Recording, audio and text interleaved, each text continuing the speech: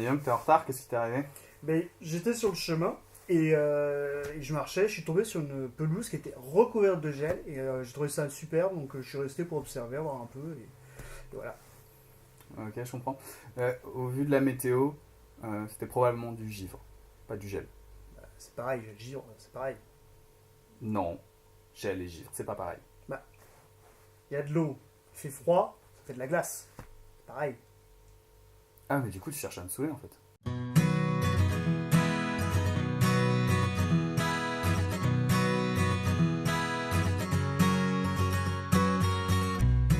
Contrairement à ce que vient de dire mon très cher ami Tardy, gel et givre sont deux termes qui désignent deux phénomènes différents.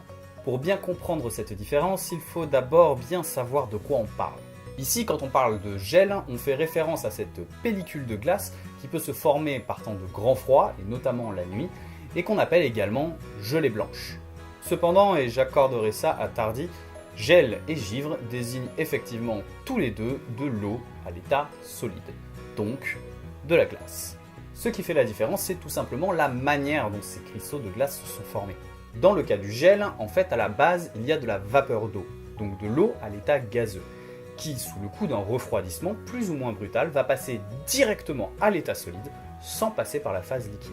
On parle alors de condensation solide ou de précipitation solide, ou encore de sublimation inverse. Oui, je sais, c'est un peu con, mais on n'a toujours pas trouvé de terme unique pour qualifier ce phénomène.